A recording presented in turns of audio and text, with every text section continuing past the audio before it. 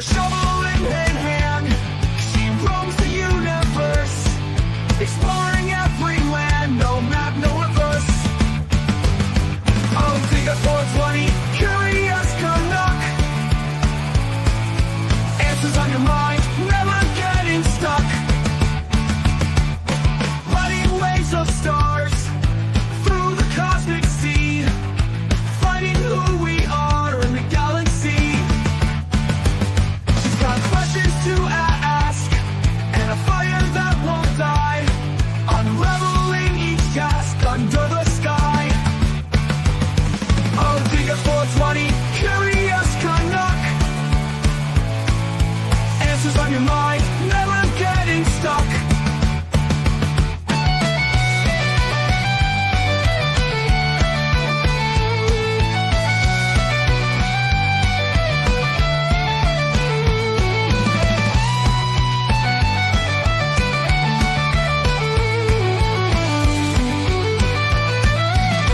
Riding waves of stars through the cosmic sea, finding who we are in the galaxy. She's got questions to ask and a fire that won't die, unraveling each task under the sky. Hello, everyone. How you doing? It is 11 a.m. here in beautiful BC. It's 11 a.m. It sure feels a lot earlier. I don't know. I slept late and everything. I'm just taking the slow ride into turning on and functioning as a human being today. Hello, Alan. How you doing? You're first to say hi. Well, hello. Good to see you, hon. Hello, John. How you doing? And Cynthia, you're lurking and working. Good to see you. So, we'll give it a couple of minutes, make sure if there's anyone trickling in. They do. More coffee, yes. I know, I've got it. It's right here. This is cup number 2. Still feels like cup number 1. Hello, Bobby. How you doing? I don't want to change Windows, game running smooth. Okay, fair enough. I gotcha. Yeah, so it's a new day and a new book.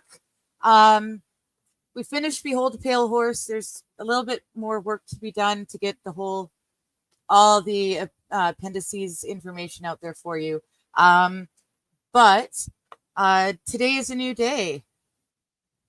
Oh, Cynthia says, I want cup number 3. You win. Yeah, I've still got numbers 3 and 4 over there. So phone keyboard, wee, says Bobby. Good times. I'm all thumbs when I'm trying to text on it.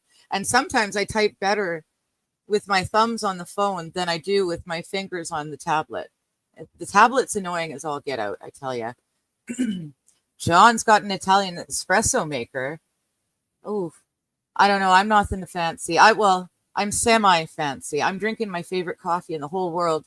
It comes from Starbucks, but I don't pay for it, so I feel better about that fact. My mom gets it for free, and she saves it up, and she brings a bunch of coffee to me for Christmas. And my favorite is their Siren blend. It smells really awesome, and when you grind it and brew it, it smells like cat piss. I call it my cat piss coffee. It's just the closest thing I can relate to it, but it tastes so good. It tastes so good. And I believe it's a light roast, so there's a fair decent amount of caffeine in it. So I really, really love it. Yes, free coffee is the best. Bobby's got Italian silverware. I forgot. I'm not ready for thinking about that. The satellite men this early. I can't do it this early, Bobby. Catch me later. The satellite man is an interesting dude. I don't even know if that's his real name, like his channel name, but I call him the satellite dude because the satellite men are attacking him and they're digging into his cheek and pulling out his teeth and stuff. Uh-oh. Bobby says, well, the satellite man is thinking of you. Yeah, I got to stop talking about him. But yeah, Italian silverware seems to, well, he thought it would help protect him against the satellite man, but I don't know. He seems to still be getting attacked, so we'll see. Um, yeah, so here we are. It's a brand new day, brand new book. This one's going to be a totally different feel from Behold a Pale Horse. Okay, that was very heavy, lots of legalese and politicalese and intrigue and aliens and FEMA and all the wonderful stuff. And it was loaded with information, and I'm glad I finally read through it all the way. Instead of just listening to excerpts from the audiobook, I was able to take it all in as he put it out. So that was really interesting. John is saying the Italians know their food. Yes, they do.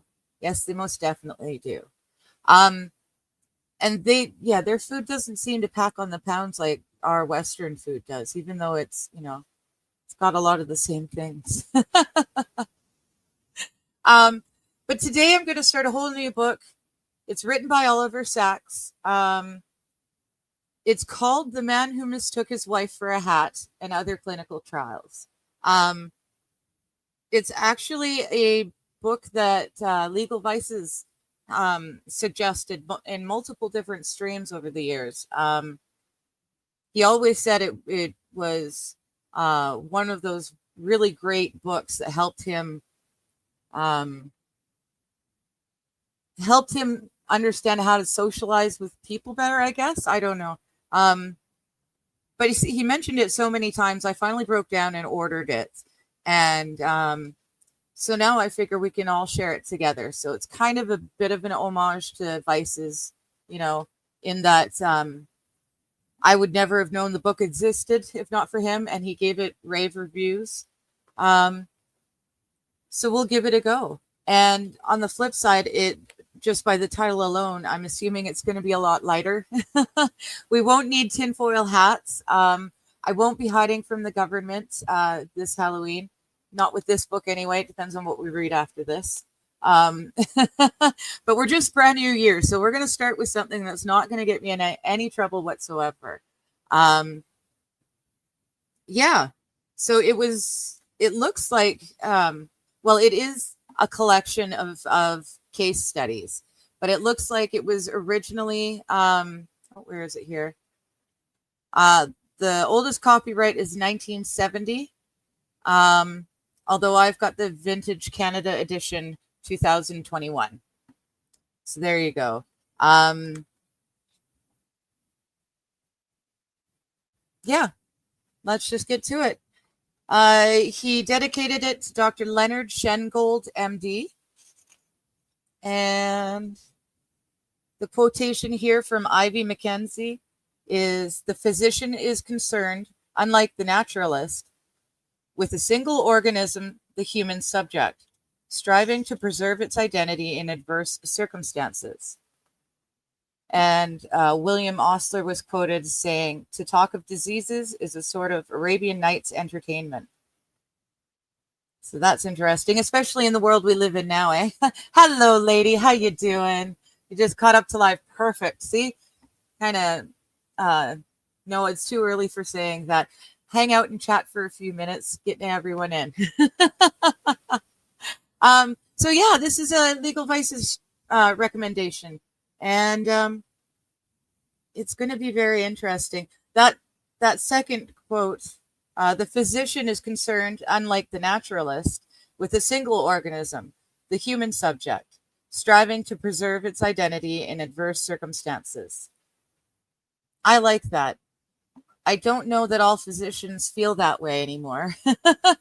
Oh, you're super into this? Good. Yeah, I don't know. Well, I guess I do know. I got it a while back. I just couldn't get into the reading of it. But I guess maybe I was waiting on this. No worries, lady. I'm looking forward to it. So there are two prefaces. The first one we'll read was in the 2013 edition of the book. And then the second we read will be from the original edition. And it says 1985. So I guess some of the stories have been written as early as 1970, but because it's a collection of stories, I guess they were written over years. So away we go. The preface from 2013. Both of my parents were physicians, and I grew up in a house full of medical stories. At dinner, my mother or father would often tell stories of patients that they had seen that day, stories of lives whose course had been cut across by disease or injury, sometimes by neurological disease or injury, for both my parents had trained as neurologists before settling on other specialties. And though, as a schoolboy, I was drawn to chemistry and then to botany and marine biology, it was perhaps inevitable that I would finally gravitate to medicine, with its study and stories of people. When I became a medical student, as two of my older brothers had, it was the patients I saw, their predicaments, and their stories that gripped my imagination. And these experiences imprinted themselves upon me indelibly. Lectures and textbooks, abstracted from the living experience, left almost no impression. I was, however, strongly drawn to the case histories that abounded in the 19th century medical literature. Rich, detailed descriptions of patients with neurological or psychiatric problems.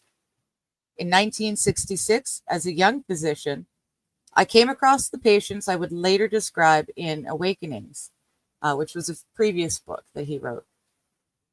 Their situation was unique in many ways. These people, however different they were as individuals, were all locked into a near catatonic state by the same disease and had all been incarcerated in a chronic disease hospital for decades. Their awakenings from this frozen Rip Van Winkle state, the reclaiming of life made possible by the new drug L-Dopa, could not be reduced to surveys or numbers. This required individual, highly personal narratives. In The Man Who Mistook His Wife for a Hat, by contrast, I described, after 20 years of practicing medicine, patients with a wide variety of neurological disorders, some long-standing and some not. A few of these patients, such as Dr. P, the man who mistook his wife for a hat, were able to live fairly full lives outside institutions, and I would visit them in their own homes and their own personal settings. Nearly 30 years have passed since Hat was first published, and some of the patients I described are still alive and thriving. Witty Tissy Ray, whom I originally saw in 1971, has continued to live a full life despite his Tourette's, and we are frequently in touch. Ray inspired in me an intense, lifelong interest in Tourette's, and I have since written about many other people with the syndrome, including a lengthy case history originally titled The World's Only Flying Tourette Surgeon, published as A Surgeon's Life. I wonder why they shortened that title, eh? Published as a Surgeon's Life in An Anthropologist on Mars. The patients I described in Hat are never far from mine, and I continue to make new connections to their stories. Lillian Collier, a renowned pianist, wrote to me some 15 years after Hat was published, saying that she had lost the ability to recognize objects around her.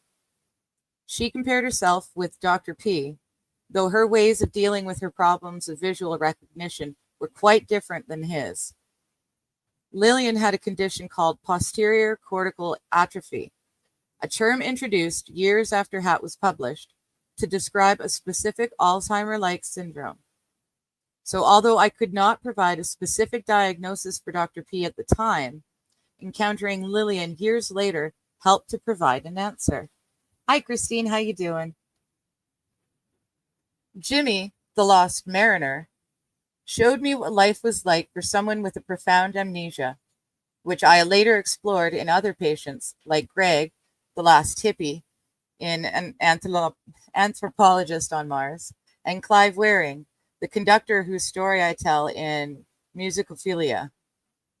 It is only by accumulating case histories of people with similar syndromes, comparing and contrasting them, that one can more fully understand the mechanisms involved and their resonances for the individual life. Reminiscence, the story of two old ladies with musical hallucinations, inspired me to undertake a wider survey of such hallucinations in Musicophilia, and then of hallucinations generally in Hallucinations.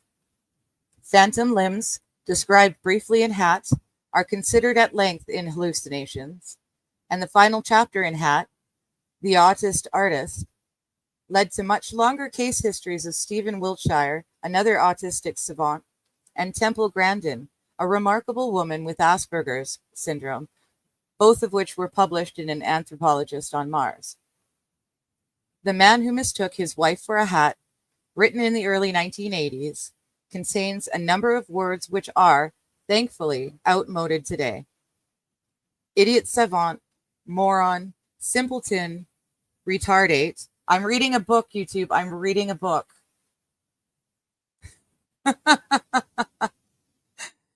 And the like were the terms of the day, and as such, I left them there. Similarly, patients were often regarded as psychotic, when today other terms would apply. Asperger's syndrome and even Alzheimer's disease has not yet entered the medical lexicon. Well, it has now, thank goodness. I no longer agree with some of the things I wrote in Hat, and in many cases I have, over time, come to look at these patients in, I hope, a more nuanced way. But for me, they all remain alive, their stories expanding and revising as all of ours do. The writing of case histories, presenting not only the effects of disease, but the whole living reality of being of a patient, reached great heights in the 19th century, but by the late 20th century, with the rise of more technological and quantitative medicine, it has become nearly extinct. Thus, when I came to publish my own case histories in the 1970s and the 1980s, it was virtually impossible to do so in medical journals, which required charts and tables in an objective language. Longer, more personal, detailed case histories were considered archaic and unscientific. This is beginning to change again. Many medical schools have introduced courses in narrative medicine, and whole generations of younger neurologists see case history as a crucial part of medicine. The Man Who Mistook His Wife for a Hat is often credited for playing a part in this revival of the tradition of case history, and I like to think that it is so. With the rise of neuroscience and all its wonders, it is even more important now to preserve the personal narrative, to see every patient as a unique being with his own history and strategies for adapting and surviving. Though our knowledge and insights may evolve and change, the phenomenology of human sickness and health remains fairly constant. And case history, careful and detailed descriptions of individual patients, can never become obsolete. And that's OWS, New York. So far, so good. I like this. Yeah, Bobby, I like this book. Exactly. Yeah. I haven't. Yeah, we're about to read the original preface now. It says 1985. The last thing one settles in writing a book, Pascal observes, is what one should put in first. So having written, collected, and arranged these strange tales, having selected a title and 2 epigraphs, I must now examine what I have done, and why. The doubleness of the epigraphs and the constant contrast between them, indeed the contrast which Ivy Mackenzie draws between physician and the naturalist, corresponds to a certain doubleness in me, that I feel myself a naturalist and a physician both, and that I am equally interested in diseases and people. Perhaps, too, that I am equally, if inadequately, a theorist and dramatist. I'm am equally drawn to the scientific and the romantic, and continually see both in the human condition, not least in the quintessential human condition of sickness. Animals get diseases, but only man falls radically into sickness. My work, my life, is all with the sick. But the sick and their sickness drive me to thoughts which, perhaps, I might not otherwise have. So much so that I am compelled to ask with, oh, I'm, wouldn't it be wonderful if this is the book that gets me off, not Behold a Pale Horse? Wouldn't it just be? All right. My work, my life is all with the sick. But the sick in their sickness drive me to thoughts which, perhaps, I might not otherwise have. So much so that I am compelled to ask with Nietzsche, as for sickness, are we not almost tempted to ask whether we could get along without it? And to see the questions it raises as fundamental in nature. Constantly, my patients drive me to question, and constantly, my questions drive me to patience. Thus, in the stories or studies which follow, there is a continual movement from one to the other. Studies, yes. Why stories or cases? Hippocrates introduced the historical conception of disease, the idea that diseases have a course, from their first intimations to their climax or crisis, and thence to their happy or fatal resolution. Hippocrates thus introduced the case history, a description or depiction of the natural history of disease, precisely expressed by the old word pathology. Such histories are a form of natural history, but they tell us nothing of the individual and his history. They convey nothing of the person and the experience of the person as he faces and struggles to survive his disease. There is no subject in a narrow case history. Modern case histories allude to the subject in a cursory phrase, a trisomic albino female of 21, which could as well apply to a rat as a human being. To restore the human subject at the center, the suffering, afflicted, fighting human subject, we must deepen a case history to a narrative or tale. Only then do we have a who as well as a what, a real person, a patient, in relation to disease, in relation to the physical. Wow. The timing of this book is well timed. You're taking a risk. Oh my goodness, Brian. Oh, batten down the hatches, folks. Brian, he's a chemist. Every time he listens to one of my reading streams, some emergency goes off in the lab. So he's taking a risk, and I thank you so much for it. Hold on tight. This is already, I mean, I'm not even started the book, but this is going to be a really great read. It really is. And I'm hoping that because it doesn't include tinfoil theories, you'll be safe in the lab there. Okay. So crossing fingers. This is a really timely, I've had this book for ages and ages. And for whatever reason, I just couldn't make myself read it, right? I just couldn't get into it. But this is a really good book. I hope AP shows up. He's going to like it too. There's a few people. Anyways, yes. Last time in the lab, the emergency was the fact that water caught fire. Yes, literally, water caught fire in the lab while I was reading to him last time. Breathe the fumes, trip balls. I don't know what kind of fumes come off of burning water. Would it get you high? Either way, crossing fingers and toes. Hold on tight, folks. Let's see if he can get through it. Oh my goodness.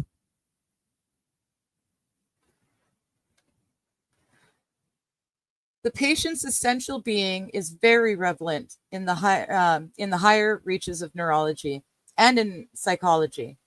For here the patient's personhood is essentially involved, and the study of disease and of identity cannot be disjointed. Such disorders, and their depiction and study, indeed entail a new discipline, which we may call the neurology of identity, for it deals with the neural foundations of the self and the age-old problem of mind and brain. It is possible that there must of necessity be a gulf of category between physical, the psychical and the physical, but studies and stories pertaining simultaneously and inseparably to both. And it is these which are especially fascinate me, and which, on the whole, I present here. They may nonetheless serve to bring them nearer, to bring us to the very intersection of mechanism and life, to the relation of physiological processes to biography. The tradition of richly human clinical tales reached a high point in the 19th century and then declined with the advent of impersonal neurological science.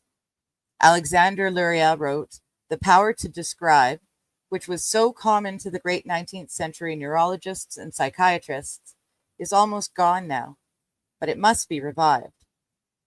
His own late works, such as The Mind of a Mnemonist and The Man with the Shattered World, are attempts to revive this lost tradition. Thus, case histories in this book hark back to the ancient tradition, to the 19th century tradition of which Luria speaks, to the tradition of the first medical historian, Hippocrates, and to that universal and prehistorical tradition by which patients have always told their stories to doctors. Classical fables have an archetype figures, heroes, victims, martyrs, warriors. Neurological patients are all of these, and in the strange tales told here, they are also something more. How, in these mythical or metaphorical terms, shall we categorize the lost mariner, or the other strange figures in this book? We may say they are travelers to unimaginable lands, lands of which otherwise we should have no idea or conception. This is why their lives and journeys seem to me to have a quality of the fabulous, why I have used Osler's Arabian Nights image as an epigraph, and why I feel compelled to speak of tales and fables as well as cases. The scientific and the romantic in such realms cry out to come together. Luria liked to speak here of romantic science. They come together at the intersection of fact and fable, the intersection which characterizes, as it did in my book Awakenings, the lives of the patients here narrated. But what facts and what fables? To what shall we compare them? We may not have any existing models, metaphors, or myths. Has the time perhaps come for new symbols, new myths? 8 of the chapters in this book have already been published: The Lost Mariner, Hands, The Twins, and The Autist Artist, in the New York Review of Books, 1984 and 1985. And Witty Tissy Ray, also The Man Who Mistook His Wife for a Hat, and Reminiscence, in the London Review of Books, 1981, 1983, and 1984, where the briefer version of the last was called Musical Ears. On the Level was published in the Sciences, 1985, and a very early account of one of my patients, the original of Rose R. in Awakenings, and of Harold Pinter's Deborah in A Kind of Alaska, inspired by that book, is to be found in Incontinent Nostalgia, originally published as Incontinent Nostalgia Induced by L-Dopa, in the Lancet, spring of 1970. Of my 4 phantoms, the first 2 were published as Clinical Curios in the British Medical Journal, 1984.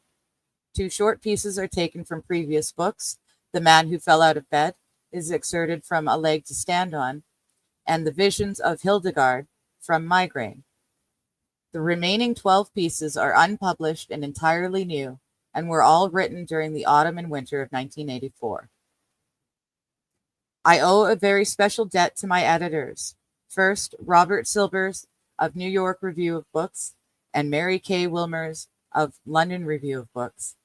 Then to Kate Edgar, Jim Silberman of Summit Books in New York, Colin Haycraft of Duckworth's in London, who between them did so much to shape the final book.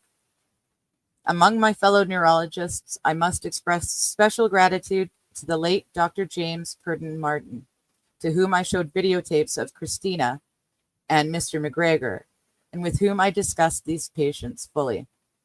The disembodied lady and on the level express this indebtedness to Dr. Michael Kremer, my former chief in London, who in response to A Leg to Stand On, 1984, described a very similar case of his own. These are bracketed together now in The Man Who Fell Out of Bed.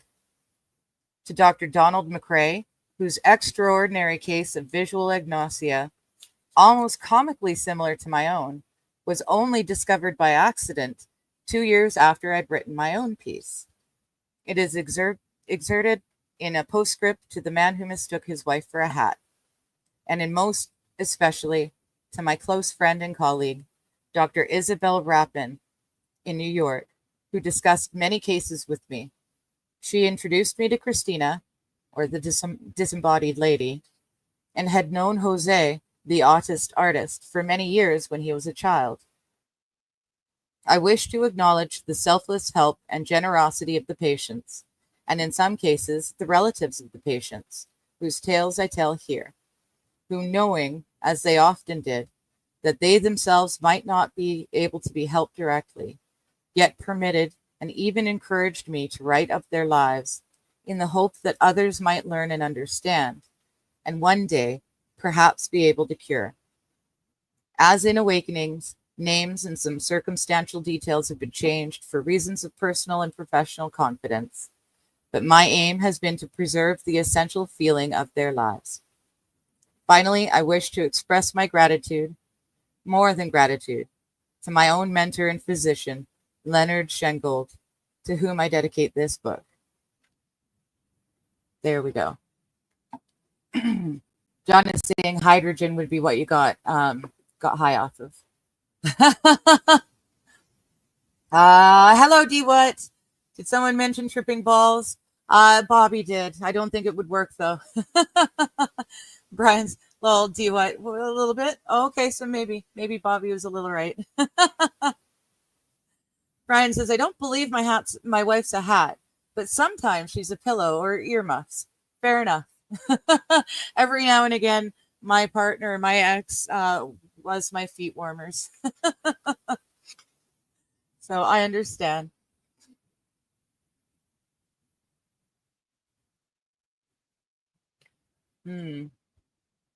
Uh-oh. Needing to get Brian playing Abiotic Factor 2. Well, Johnny already said he's going to look at it. From the sounds of it, it probably would be up Brian's alley as well. All right, here we are, part 1, losses. Holy Hannah, lady, this is just, it's almost like this book was written for us to be reading at this moment, right? Losses. Introduction. Neurology's favorite word is deficit, denoting an impairment or incapacity of neurological function. Loss of speech, loss of language, loss of memory, loss of vision, loss of dexterity, loss of identity, and myriad other lacks and losses of specific functions or faculties. For all of these dysfunctions, another favorite term, we have privative words of every sort: aphonia, aphemia, aphasia, alexia, apraxia, agnosia, amnesia, ataxia, a word for every specific neural or mental function of which patients, through disease or injury or failure to develop, may find themselves partly or wholly deprived. The scientific study of the relationship between brain and mind began in 1861 when Broca in France found that specific difficulties in the expressive use of speech, aphasia, consistently followed damage to a particular portion of the left hemisphere of the brain. This opened the way to a cerebral neurology, which made it possible over decades to map the human brain, ascribing specific powers, linguistic, intellectual, perceptual, etc., to equate to equally specific centers in the brain. I always wanted a phrenology skull just because they look cool. Hello, Queen. How you doing? Yes, it does sound like a fun game. I know they're all A's.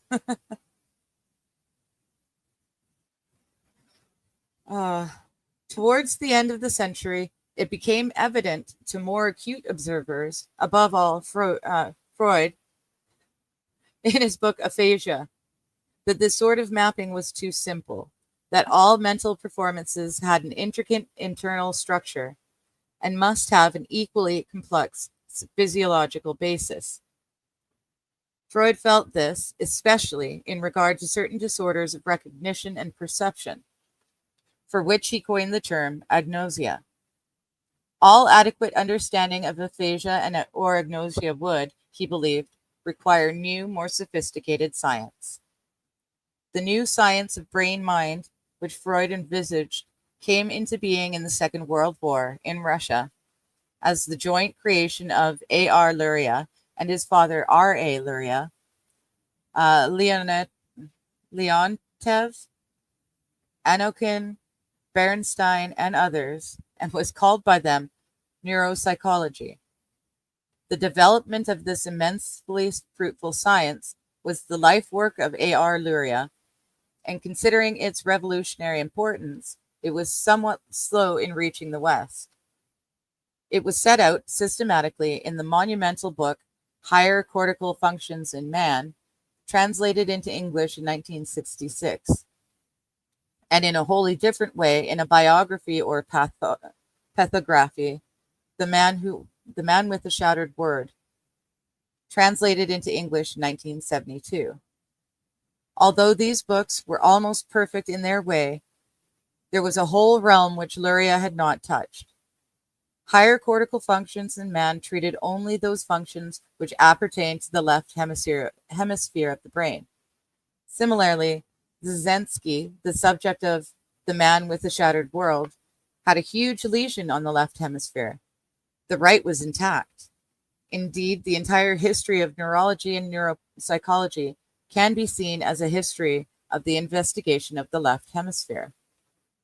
One important reason for the neglect of the right, or minor hemisphere, as it has been called, is that while it is easy to demonstrate the effects of variously located lesions on the left side, the corresponding syndromes of the right hemisphere are much less distinct. It was presumed, usually contemptuously, to be more primitive than the left, the latter being seen as the unique flower of human evolution. And in a sense, this is correct. The left hemisphere is more sophisticated and specialized, a very late outgrowth of the primate, and especially the hominid brain. On the other hand, it is the right hemisphere which controls the crucial powers of recognizing reality, which every living creature must have in order to survive. The left hemisphere, like a computer tacked onto the basic creature natural brain, is designed for programs and schematics, and classical neurology was more concerned with schematics than with reality, so that when at last some of the right hemisphere syndromes emerged, they were considered bizarre. There had been attempts in the past, for example by Gabriel Anton in the 1890s and Otto Potzel in 1928, to explore right hemisphere syndromes, but these attempts themselves had been bizarrely ignored. In The Working Brain, one of his last books, Luria devoted a short but tantalizing section to right hemisphere syndromes, ending, "These still completely unstudied defects lead us to one of the most fundamental problems. to the role of the right hemisphere in direct consciousness. The study of this highly important field has been so far neglected. It will receive a detailed analysis in a special series of papers in preparation for publication. Luria did finally write some of these papers in the last months of his life when mortally ill. He never saw their publication, nor were they published in Russia.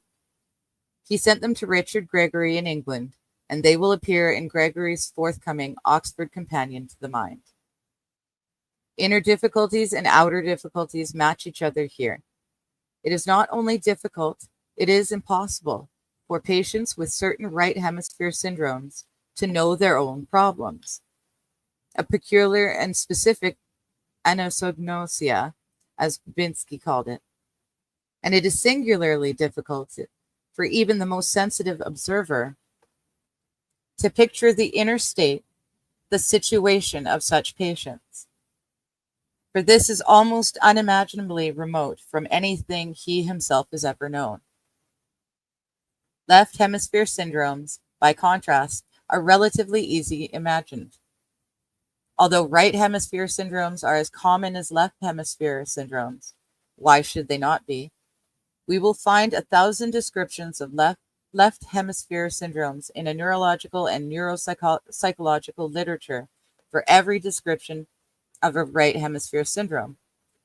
It is as if such syndromes were somehow alien to the whole temper of neurology. And yet, as Luria says, they are of the most fundamental importance, so much so that they may demand a new sort of neurology, a personalistic, or as Luria liked to call it, a romantic science. For the physical foundations of the persona, the self, are here revealed for our study. Luria thought a science of this kind would be best introduced by a story, a detailed case history of a man with a profound right hemisphere disturbance, a case history which would at once be the complement and opposite of the man with the shattered world. In one of his last letters to me, he wrote, "Publish such histories, even if they are just sketches. It is a realm of great wonder.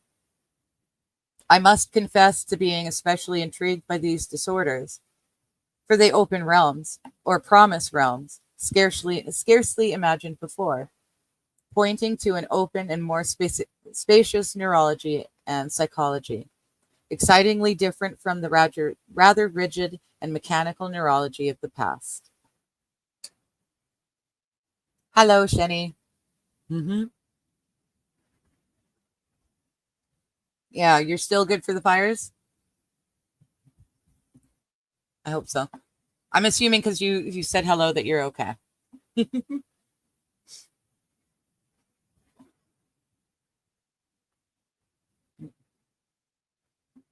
It is then less deficits in the traditional sense which have engaged my interest than neurological disorders affecting the self. Such disorders may be of many kinds and may arise from excesses, no less than impairments of function, and it seems reasonable to consider these two categories separately.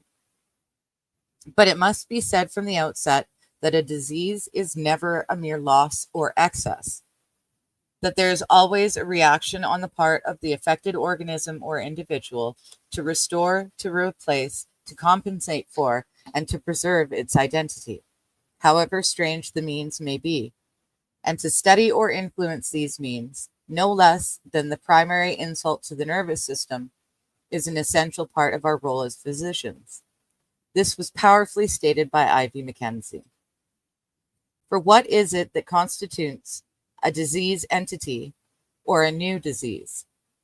The physician is concerned not, like the naturalist, with a wide range of different organisms theoretically adapted in an average way to an average environment, but with a single organism, the human subject, striving to preserve its identity in adverse circumstances.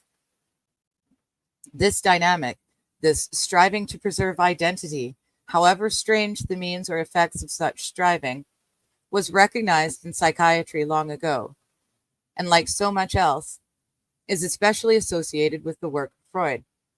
Thus, the delusions of paranoia were seen by him not as primary, but as attempts, however misguided, at restitution, at reconstructing a world reduced by complete chaos.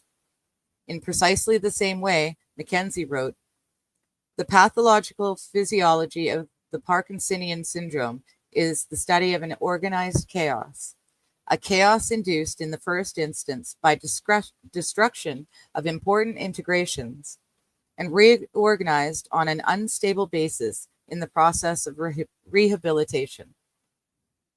As Awakenings was the study of an organized chaos produced by a single if multiform disease, so what now follows is a series of similar studies of the organized chaoses produced by a variety of diseases. In this first section, losses, the most important case, to my mind, is that of a special form of visual agnosia, the man who mistook his wife for a hat. I believe it to be of fundamental importance. Such cases constitute a radical challenge to one of the most entrenched axioms or assumptions of classical neurology. In particular, the notion that brain damage, any brain damage, reduces or removes the abstract and categorical attitude. In Kurt Goldstein's term, reducing the individual to the emotional and concrete. A very similar thesis was made by Hewlings-Jackson in 1860s. Here, in the case of Dr. P, we see the very opposite of this. A man who has, albeit only in the sphere of the visual, wholly lost the emotional, the concrete, the personal, the real, and been reduced, as it were, to the abstract and the categorical, with consequences of a particularly preposterous kind. No kidding. What would Hewlings-Jackson and Goldstein have said of this? I have often, in imagination, asked them to examine Dr. P, and then said, gentlemen, what say you now?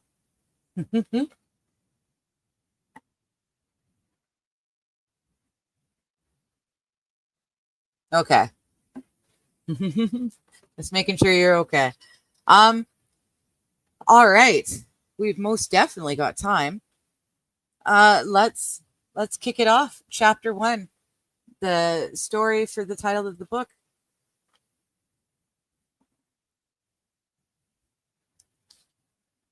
The Man Who Mistook His Wife for a Hat.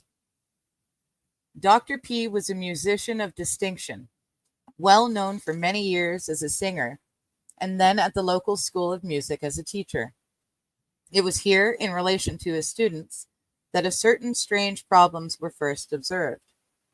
Sometimes a student would present himself, and Dr. P would not recognize him, or specifically, would not recognize his face. The moment the student spoke, he would be recognized by his voice. Such incidents multiplied, causing embarrassment, perplexity, and fear, and sometimes comedy. For not only did Dr. P increasingly fail to see faces, but he saw faces where there were no faces to see. Genially, Magoo-like, when in the street he might pat the heads of water hydrants and parking meters, taking these to be the heads of children. He would amiably address carved knobs on the furniture and be astounded when they did not reply. At first, these odd mistakes were laughed off as jokes, not least by Dr. P himself. Had he not always had a quirky sense of humor and be given to Zen-like paradoxes and jests? His musical powers were dazzling as ever. He did not feel ill. He had never felt better. And the mistakes were so ludicrous and so ingenious that they could hardly be serious or betoken anything serious. The notion of there being something the matter did not emerge until some 3 years later, when diabetes developed. Well aware that diabetes could affect his eyes, Dr. P consulted an ophthalmologist who took a careful history and examined his eyes closely. There's nothing the matter with your eyes, the doctor concluded, but there is trouble with the visual parts of your brain. You don't need my help, you must see a neurologist. And so, as a result of this referral, Dr. P came to me. It was obvious within a few seconds of meeting him that there was no trace of dementia in the ordinary sense. He was a man of great cultivation and charm, who talked well and fluently, with imagination and humor. I couldn't think why he had been referred to our clinic, and yet there was something a bit odd. He faced me as he spoke, was oriented towards me, and yet there was something the matter. It was difficult to formulate. He faced me with his ears, I came to think, but not with his eyes. These, instead of looking or gazing at me, taking me in the normal way, made sudden strange fixations on my nose, on my right ear, down to my chin, up to my right eye, as if noting, even studying these individual features, but not seeing my whole face, its changing expressions, me as a whole. I am not sure that I fully realized this at the time. There was just a teasing strangeness, some failure in the normal interplay of gaze and expression. He saw me, he scanned me, and yet, what seems to be the matter? I asked him at length. Nothing that I know of, he replied with a smile, but people seem to think there's something wrong with my eyes. But you don't recognize any visual problems? No, not directly, but I occasionally make mistakes. I left the room briefly to talk to his wife. When I came back, Dr. P was sitting placidly by the window, attentive, listening rather than looking out. Traffic, he said, street sounds, distant trains, they make a sort of symphony, don't they? You know, Honegger's Pacific 231. What a lovely man, I thought to myself. How can there be anything seriously wrong? Would he permit me to examine him? Yes, of course, Dr. Sachs. I stilled my disquiet, his perhaps too, in the soothing routine of a neurological exam. Muscle strength, coordination, reflexes, tone. It was while examining his reflexes, a trifle abnormal on the left side, that the first bizarre experience occurred. I had taken off his left shoe and scratched the sole of his foot with a key, a frivolous seeming but essential test of a reflex, and then, excusing myself to screw my ophthalmoscope together, left him to put on the shoe himself. To my surprise, a minute later, he had not done this. Can I help? I asked. Help with what? Help whom? Help you to put your shoe on. He says, oh, I had forgotten the shoe. Adding sotto voice, the shoe, the shoe? He seemed baffled. Your shoe, I repeated. Perhaps you'd put it on. He continued to look downwards, though not at the shoe, with an intense but misplaced concentration. Finally, his gaze settled on his foot. That is my shoe, yes? Did I mishear? Did he missee? My eyes, he explained, and put a hand to his foot. This is my shoe, no? No, it's not. That is your foot. There is your shoe. Ah, I thought that was my foot. Was he joking? Was he mad? Was he blind? If this was one of his strange mistakes, it was the strangest mistake I had ever come across. I helped him on with his shoe, his foot, to avoid further complication. Dr. P himself seemed untroubled, indifferent maybe, even amused. I resumed my examination. His visual acuity was good. He had no difficulty seeing a pin on the floor, though sometimes he missed it if it was placed to his left. He saw all right, but what did he see? I opened out a copy of the National Geographic magazine and asked him to describe some pictures in it. His responses here were very curious. His eyes would dart from one thing to another, picking up tiny features, individual features, as they had done with my face. A striking brightness, a color, a shape would arrest his attention and elicit comment, but in no case did he get the scene as a whole.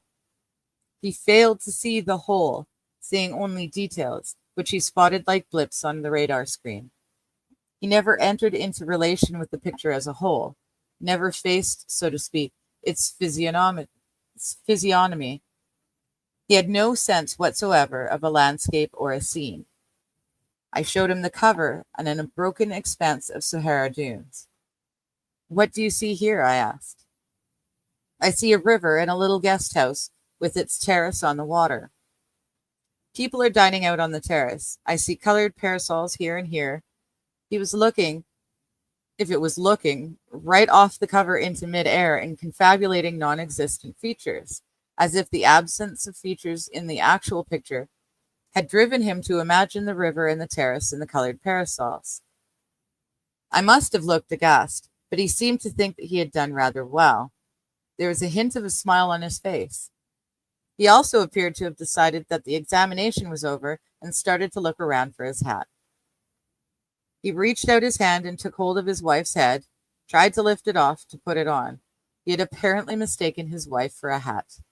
His wife looked as if she was used to such things. I could make no sense of what had occurred in terms of conventional neurology or neuropsychology. In some ways, he seemed perfectly preserved, and in others, absolutely incomprehensibly devastated. How could he, on the one hand, mistake his wife for a hat, and on the other, function as apparently he still did as a teacher at the music school? I had to think, to see him again, and to see him in his own familiar habitat at home. Hi, Linda. How you doing? Hello, Island. Oh, you've already read it. Okay. Nice. Okay. Yeah, I remember Jeff saying it over and over again, so I bought it, and now we get to read it together.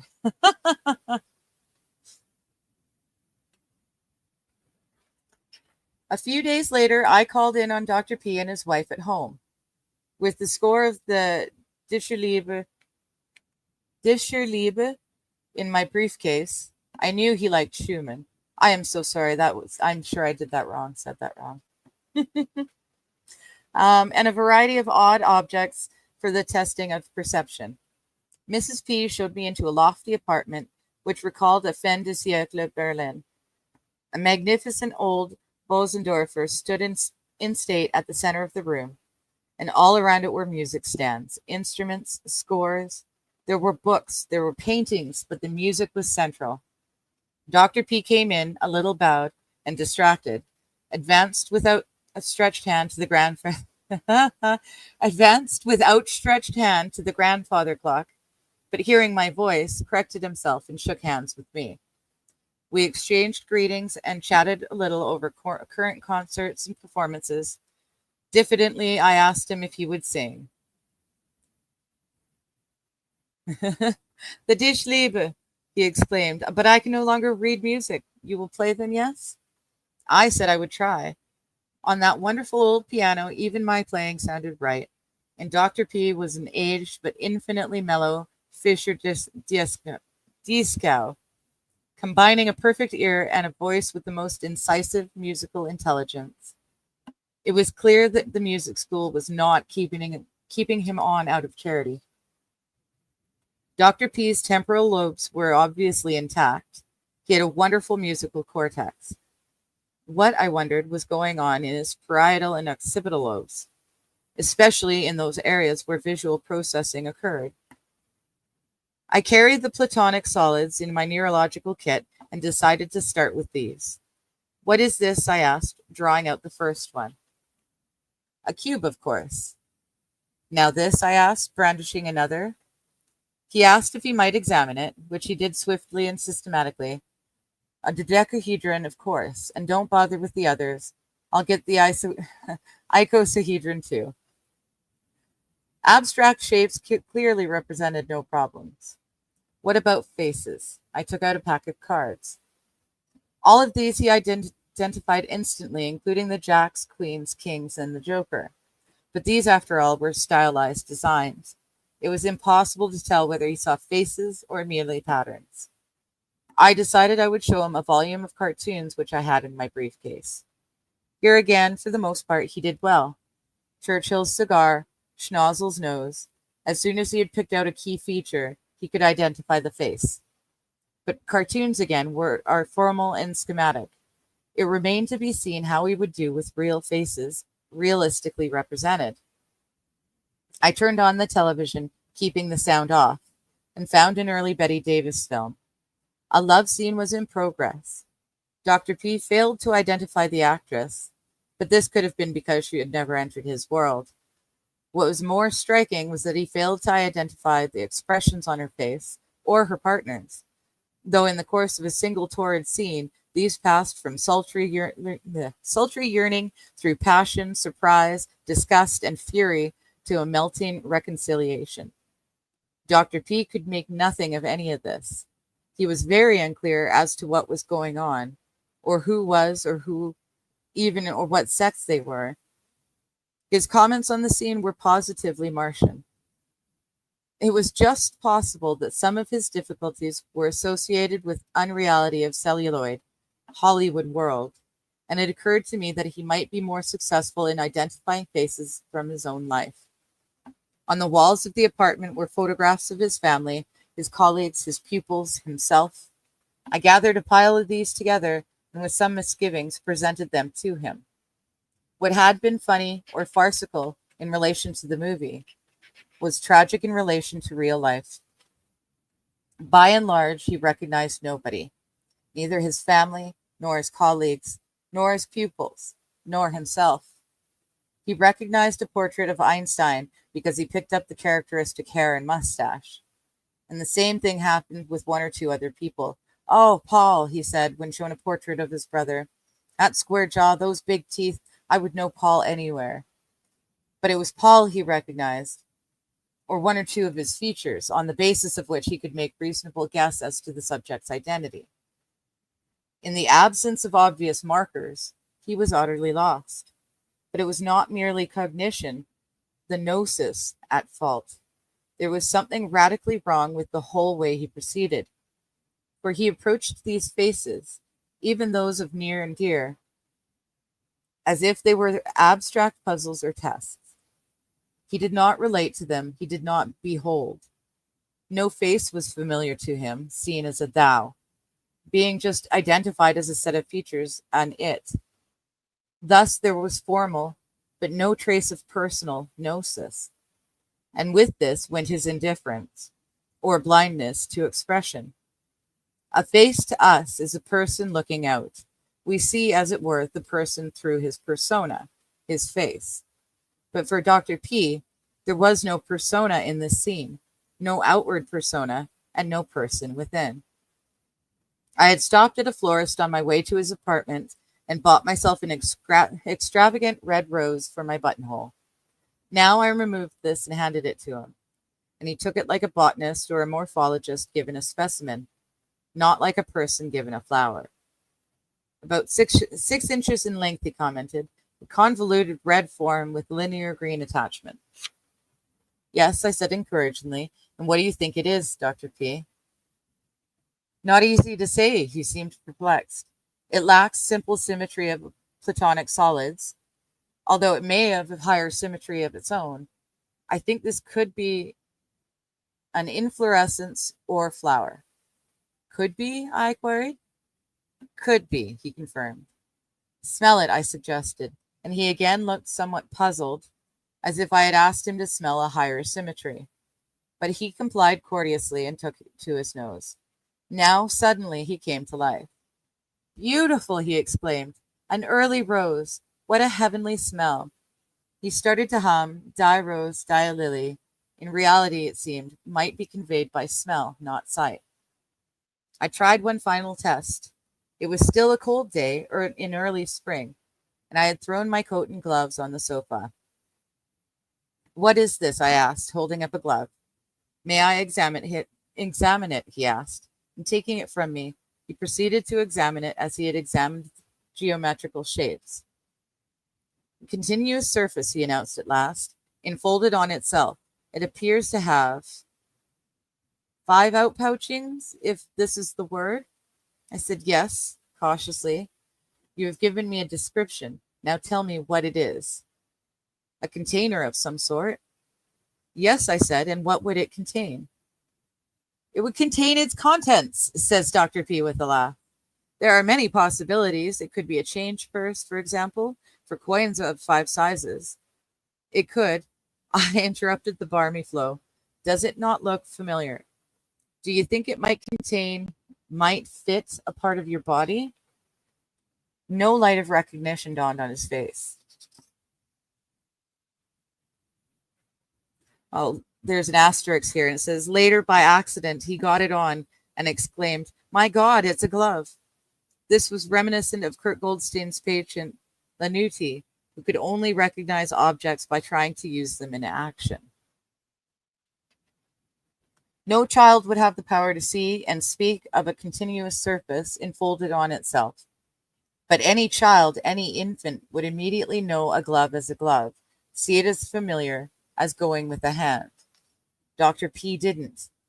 He saw nothing as familiar. Visually, he was lost in a world of lifeless abstractions. Indeed, he did not have a real visual world, as he did not have a real visual self. He could speak about things, but did not see them face to face. Hewlings Jackson, discussing patients with aphasia and left hemisphere lesions, said they have lost abstract or propositional thought, and compares them with dogs, or rather, he compares dogs to patients with aphasia. Dr. P, on the other hand, functioned precisely as a machine functions. It wasn't merely that he displayed the same indifference to the visual world as a computer, but even more strikingly, he construed the world as a computer construes it, by means of key features and schematic relationships. The scheme might be identified in an identikit way, without the reality being grasped at all. The testing I had done so far told me nothing about Dr. P's inner world. Was it possible that his visual memory and imagination were still intact? I asked him to imagine entering one of our local squares from the north side, to walk through it in imagination or in memory, and tell me the buildings he might pass as he walked. He listed the buildings on his right side, but none of those on his left. I then asked him to imagine entering the square from the south. Again, he mentioned only those buildings that were on the right side, although these were the very buildings he had omitted before. Those he had seen internally before were not mentioned now. Presumably, they were no longer seen. It was evident that his difficulties with leftness, his visual field deficits, were as much internal as external, bisecting his visual memory and imagination. What at a higher level of his internal visualization? Thinking of the almost hallucinatory intensity with which Tolstoy visualizes and animates his characters, I questioned Dr. P about Anna Karenina. He could remember incidents without difficulty, had an undiminished grasp of the plot, but completely omitted visual characteristics, visual narrative, and scenes. He remembered the words of the characters, but not their faces. And though when asked, he could quote, with his remarkable and almost verbatim memory, the original visual descriptions, these were, it became apparent, quite empty for him and lacked sensorial, imaginal, or emotional reality. Thus, there was an internal agnosia as well. And again, an asterisk. I have often wondered about Helen Keller's visual descriptions, whether these, for all their eloquence, are somehow empty as well, or whether by the transference of images from tactile to the visual, or yet more extraordinarily, from the verbal and the metaphorical to the sensorial and the visual, she did achieve a power of visual imagery, even though her visual cortex had never been stimulated directly by the eyes. But in Dr. P's case, it is precisely the cortex that was damaged, the organic prerequisite of all pictorial imagery. Interestingly and typically, he no longer dreamed pictorially, the message of the dream being conveyed in non-visual terms. But this was only the case, it became clear, with certain sorts of visualization. The visualization of faces and scenes, of visual narrative and drama, this was profoundly impaired, almost absent. But the visualization of schemata was preserved and perhaps enhanced. Thus, when I engaged him in a game of mental chess, he had no difficulty visualizing the chessboard or the moves. Indeed, no difficulty in beating me soundly. Wow. Mental chess. My memory has never been that good. Luria said of Zarzetsky that he had entirely lost his capacity to play games, but that his vivid imagination was unimpaired. Zarzetsky and Dr. P lived in worlds which were mirror images of each other, but the saddest difference between them was that Zarzetsky, as Luria said, fought to regain his lost faculties with the indomitable tenacity of the damned, whereas Dr. P was not fighting, did not know what was lost, did not indeed know that anything was lost. But who was more tragic, or who was more damned, the man who knew it, or the man who did not? When the examination was over, Mrs. P called us to the table, where there was coffee and a delicious spread of little cakes. Hungrily, hummingly, Dr. P started on the cakes. Swiftly, fluently, unthinkingly, and melodiously, he pulled the plates towards him and took this and that in a great gurgling stream, an edible song of food, until suddenly there came an interruption. A loud, peremptory rat-a-tat-tat at the door. Startled and taken aback, arrested by the interruption, Dr. P stopped eating and sat frozen, motionless at the table, with an indifferent, blind bewilderment on his face. He saw, but no longer saw the table, no longer perceived it as a table laden with cakes. His wife poured him some coffee. The smell titillated his nose and brought him back to reality. The melody of eating resumed. How does he do anything? I wondered to myself. What happens when he's dressing, goes to the lavatory, has a bath? I followed his wife into the kitchen and asked her how, for instance, he managed to dress himself. It's just like the eating, she explained. I put his usual clothes out in all the usual places, and he dresses without difficulty, singing to himself. He does everything singing to himself. But if he is interrupted and loses the thread, he comes to a complete stop. He doesn't know his clothes or his own body. He sings all the time, eating songs, dressing songs, bathing songs, everything. He can't do anything unless he makes it a song. While we were talking, my attention was caught by the pictures on the wall. Yes, Miss P said. He was a gifted painter as well as a singer. The school exhibited his pictures every year. I strolled past them curiously. They were in chronological order. All his earlier work was naturalistic and realistic, with vivid mood and atmosphere, but finely detailed and concrete. Then, years later, they became less vivid, less concrete, less realistic and naturalistic, but far more abstract, even geometrical and cubist. Finally, in the last paintings, the canvases became nonsense, or nonsense to me, mere chaotic lines and blotches of paint. I commented on this to Mrs. B. Ah, you doctors, you're such Philistines, she exclaimed. Can you not see artistic development? How he renounced the realism of his earlier years and advanced into abstract, non-representational art? No, that's not it, I said to myself, but forbore to say it to poor Mrs. P. He had indeed moved from realism to non-representation to the abstract. Yet this was not the artist, but the pathology, advancing towards a profound visual agnosia, in which all powers of representation and imagery, all sense of the concrete, all sense of reality were being destroyed.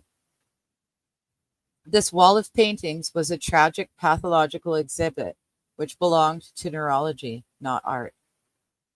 And yet I wondered, was she not partly right? For there is often a struggle, and sometimes, even more interestingly, a collusion between the powers of pathology and creation. Perhaps in his Cubist period, there might have been both artistic and pathological development, colluding to engender an original form. For as he lost the concrete, so he might have gained in the abstract, developing a greater sensitivity to all the structural elements of line, boundary, and contour. An almost Picasso-like power to see, and equally depict those abstract organizations embedded in and normally lost in the concrete. Though in the final pictures, I feared, there was only chaos and agnostia. We returned to the great music room, with the Bosendorfer in the center and Dr. P humming the last torture. Well, Dr. Sachs, he said to me, you find me an interesting case, I perceive. Can you tell me what you find wrong and make recommendations? I can't tell you what I find wrong, I replied, but I'll say what I find right. You are a wonderful musician, and music is your life. What I would prescribe in a case such as yours is a life which consists entirely of music. Music has been the center, now make it the whole of your life. This was 4 years ago. I never saw him again, but I often wondered about how he apprehended the world, given his strange loss of image, visuality, and the perfect preservation of a great musicality. I think that music for him had taken the place of image. He had no body image, he had body music. This is why he could not move and act as fluently as he did, but came to a total confused stop if the inner music stopped, and equally with the world outside. In the world as representation and will, Schopenhauer speaks of music as pure will. How fascinated he would have been by Dr. P, a man who had wholly lost the world as representation, but wholly preserved it as music or will. And this mercifully held to the end, for despite the gradual advance of his disease, a massive tumor or degenerative process in the visual parts of his brain, Dr. P lived and taught music to the last days of his life. Postscript. How should one interpret Dr. P's peculiar inability to interpret, to judge, a glove as a glove? Manifestly here, he could not make a cognitive judgment, though he was prolific in the production of cognitive hypotheses. A judgment is intuitive, personal, comprehensive, and concrete. We see how things stand in relation to one another and oneself. It was precisely this setting, this relating, that Dr. P lacked, though his judging in all other spheres was prompt and normal. Was this due to a lack of visual information or faulty processing of visual information? This would be the explanation given by classical schematic neurology. But was there something amiss in Dr. P's attitude so that he could not relate what he saw to himself? These explanations or modes of explanation are not mutually exclusive. Being in different modes, they could coexist and both be true. And this is acknowledged implicitly or explicitly in classical neurology. Implicitly by Donald McRae when he finds the explanation of defective schemata or defective visual processing and integration inadequate. Explicitly by Kurt Goldstein when he speaks of abstract attitude. But abstract attitude, which allows categorization, also misses the mark with Dr. P, and perhaps with the concept of judgment in general. For Dr. P had abstract attitude, indeed nothing else, and it was precisely this, his absurd abstractness of attitude, absurd because unleavened with anything else, which rendered him incapable of perceiving identity or particulars, rendered him incapable of judgment. Neurology and psychology, curiously, though they talk of everything else, almost never talk of judgment.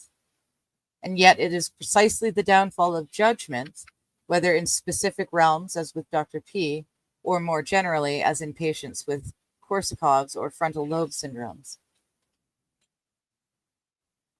Neurology and psychology, curiously, though they talk of everything else, almost never talks of its precisely downfall of judgment, which constitutes the essence of so many neuropsychological disorders. Judgment and identity may be casualties, but neuropsychology never speaks of them. And yet, whether in a philosophic sense, Kant's sense, or an empirical and evolutionary sense, judgment is the most important faculty we have. An animal or a man may get on very well without abstract attitude, but will speedily perish if deprived of judgment. Judgment must be the first faculty of higher life or mind. Yet it is ignored or misinterpreted by classical or computational neurology. And if we wonder how such an absurdity can arise, we find it in the assumptions or the evolution of neurology itself. For classical neurology, like classical physics, has always been mechanical. From Hewling Jackson's mechanical analogies of the computer analogies of today, or to the computer analogies of today. Of course, the brain is a machine and a computer. Everything in classical neurology is correct. But our mental processes, which constitute our being and life, are not just abstract and mechanical, but personal as well. And as such, involve not just classifying and categorizing, but continual judging and feeling also. If this is missing, we become computer-like, as Dr. P was.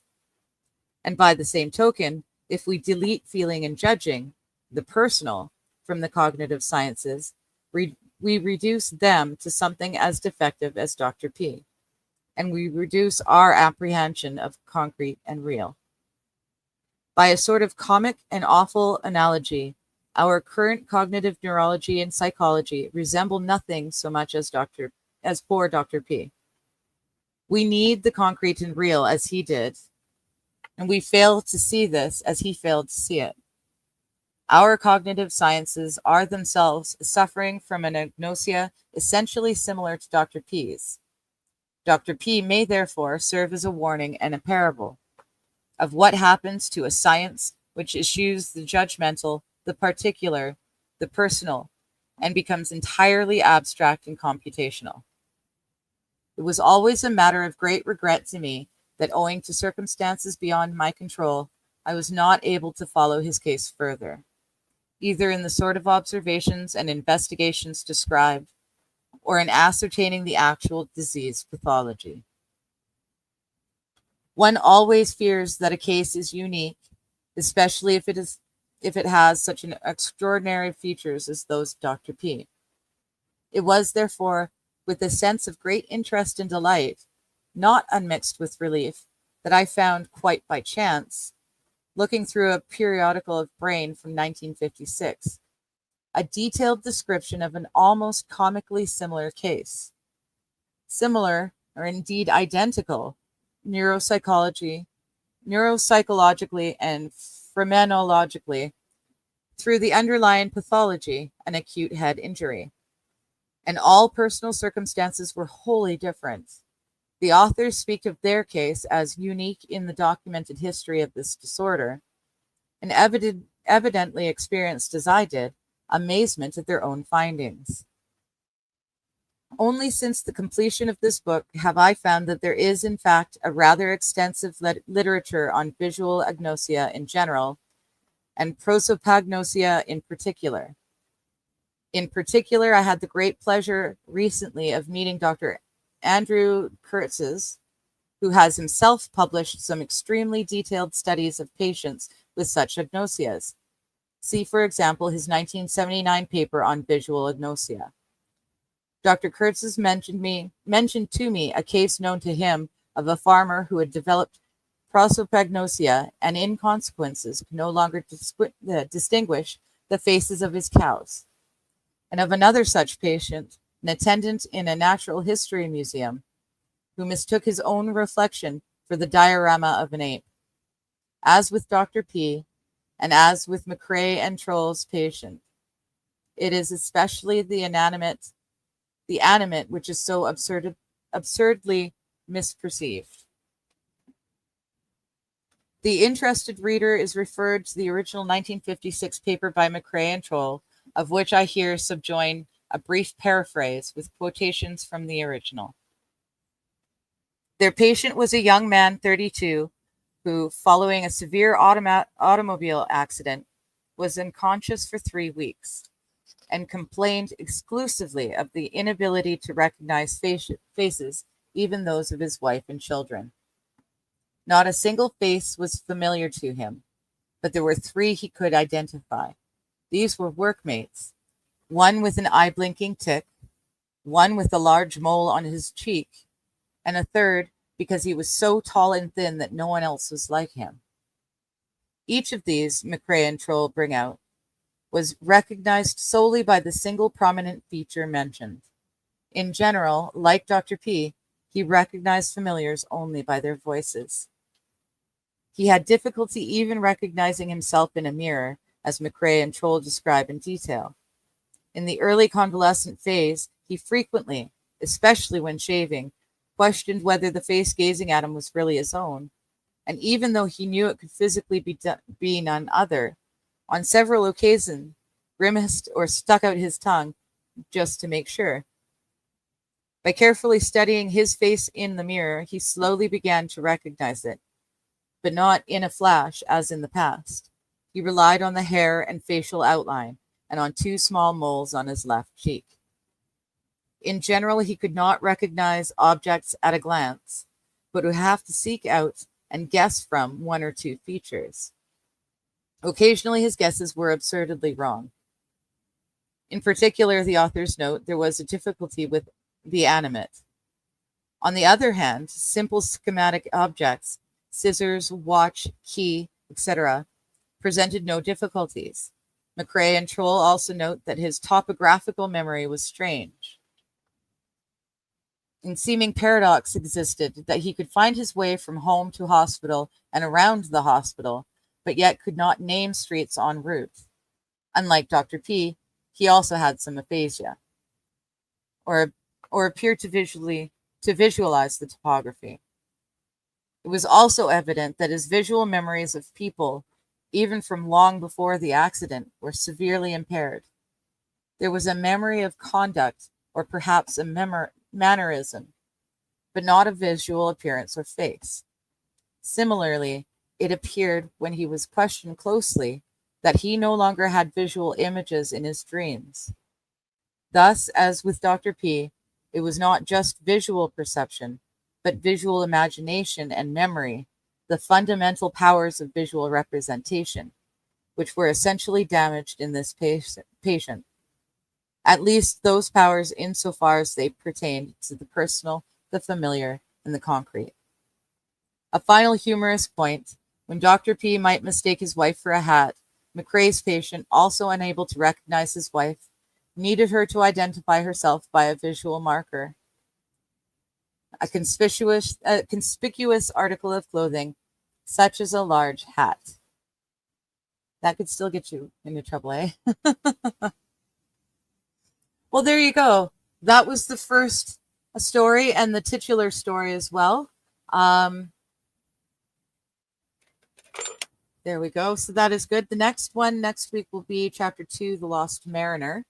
Yeah, I find it very interesting, but I cannot, in my own brain, I can't imagine not being able to see someone and know who they are, or to look at myself in a mirror and not know that I'm looking at myself. I just can't imagine that. I guess from my perspective, I mean, I was a makeup artist. I faces are my life, my job. That, faces are the thing. I can't remember someone's name to save my life, but if I've seen you once, and more importantly, if I've seen you and spoken with you before, I have no problem recognizing your face. I just may not be able to remember what your name is or how I know you, but I know you. So I can't imagine not being able to recognize people. It's very interesting. Eileen saying, yeah, he was a fascinating guy, wrote several books that are brilliant, but also accessible to the average reader. Yes. I really enjoy his sense of humor boiling through. It was really great. So I'm going to enjoy reading this. And it is very much topical for this moment in time, at least in my life. and hopefully in yours as well. So on that note, it's only been an hour and a half. This is so much easier than Behold a Pale Horse. Oh, this is going to be a much nicer learning experience than that last one. Much more pleasant one. So on that note, I will see you guys as usual with Shenny on Saturday game nights and Sunday for our daytime hanging out stream. Otherwise, I will see you Monday at 4 p.m. Pacific, which will be an open panel chat about whatever. So thank you so much. I love you guys, and I will see you. She's a curious conduct, always digging for the truth. Searching in the night, youthful heart and proof. With her shovel in hand, she roams the universe, exploring every land, no map, no reverse. Oh, dig a 420, curious Canuck. Answers on your mind, never getting stuck. Riding waves of stars through the cosmic sea, finding who we are in the galaxy. She's got questions to ask and a fire that won't die, unraveling each task under the sky. Oh, dig a 420, curious Canuck. Answers on your mind, never getting stuck.